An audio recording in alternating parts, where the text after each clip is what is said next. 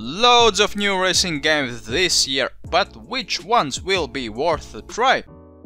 Hey guys, this is Supreme YouTuber and we will take a look at the games that will be interesting to have from this year's lineup. Of course, not everyone will agree because reasons, but who cares? Let's start off with Gravel. Gravel will come out on February 27th. And as stated on their website, we'll be able to explore exotic locations, drive iconic vehicles in extreme conditions, defy the champions, and become the ultimate off-road masters. Gravel celebrates off-road racing by taking us to exotic locations around the world with some of the most exciting vehicles ever created. So far sounds good. From what I know, there are 4 different disciplines to compete in, and they are named Cross Country, Wild Rush, Stadium Circuit and Speed Cross. Each discipline gives different challenges and different environments. Gravel will have 65 tracks, 70 cars and 10 different gameplay modes. The game seems to be somewhere in between sim racing and arcade, and is focused to give more fun than competition, but with 12-player online multiplayer included, the competition hard tries will get that as well. And on top of that, game just looks stunning in the previews. I'm looking forward to this game to have something where I don't have to always think about how good my racing line is and just sit down on the couch and have fun. Next up we have GTR 3, a complete opposite of Gravel. This is a sim racer that's coming out sometime this year on PC, Xbox One and PS4 and aims to merge together hardcore sim racers and more casual racers. The thing that every developer always tries to do. Made in Unreal Engine 4, GTR 3 promises detailed graphics and, most importantly, dynamic weather.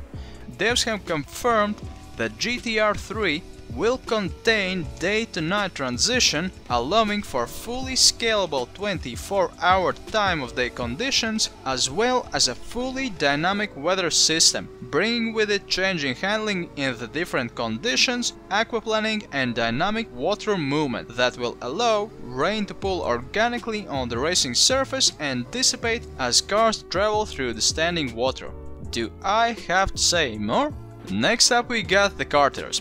Finally, a 4-player split screen, thank God! Now we only have to find 3 friends. Hello darkness, my old friend. There is not much to tell about Karters. With 10 different maps and 9 power-ups to destroy your friendships once again, you should have fun. And if you have played Crash Team Racing or Mario Kart, you will know the deal. It's the same game. Different, but the same. But sometimes the same is different enough to be good, as happened with F1 Race Stars, and I hope this will be the case. By the way, if you haven't tried F1 Race Stars, try it. It's old but gold, with cars like F1 cars, bobblehead drivers and loosely remodeled F1 tracks. It's a really good split screen game for parties. So, Dakar. Finally, been waiting for a solid Dakar game more than 300 years already. There has been a desert of off-road rally raid games. Seriously, a desert. Anyways, there hasn't been much info from devs. We know that the map will be huge, almost 6,000 square miles. Who the hell knows how much is that? Well, that's practically half of Belgium. Who the hell knows that's Belgium? Well, England is my city. Please.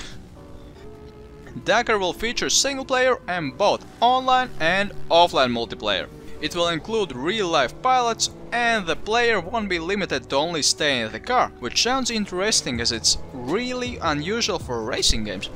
Only problem that I see for the game is that it will be set in Peru, Bolivia and Argentina and not in its original location, so it won't feel as authentic as it could be, because there definitely won't be Mali terrorists in the game. So the next game is Racing Apex. Racing Apex is a fast and fun arcade-style racing game that takes inspiration from some of the first 3D polygon arcade racing games from late 80s, early 90s and adds modern gameplay elements of car combat and multiplayer mayhem. I am as impressed with the game as I am with those origami boobs. Racing Apex has 8 racing modes, including Bomb Tag, Capture the Flag and Eliminator, with more than 30 vehicles and, most importantly, 4 guns: dual Gatling guns, proximity mines, sentry machine gun and, of course, the one and only rocket launcher. And it does have split screen, so you'll definitely need to find some friends. Luckily, I have instructions. So let's move on. Next we got Transformers 2. I mean The Crew 2, because just look at this. We can drive a car and boom, we're in a plane. Board a flying, boom, in a boat. Imagine if GTA would have such dynamic movement. Talking about GTA, I believe The Crew could grow into something like GTA if there would be a possibility to get out of the car. Because The Crew has huge world and game has alright story and loads of racing stuff, and that's all great, but just add some missions where you go on foot, for example, break into some factory in night disguise, to find that mystical next-gen turbo that your friend needs for a drag race where he sure as hell will lose to save his ass. How does that sound? That sounds to me like a game with depth, and that's what Crew needs.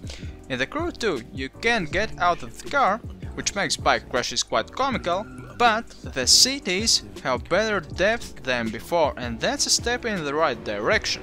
Now I'm just hoping The Crew 2 will have improved driving physics. Other interesting games that will come out this year are: Grip is a futuristic combat racer inspired by the roll cage games from the late 90s. Look, you can flip your car and still drive! Now buy our game!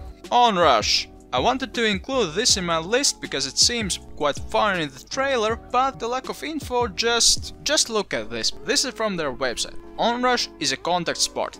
Playing it safe is not an option when running the gauntlet in landscapes riddled with risk against a pack of intensely fierce competitors.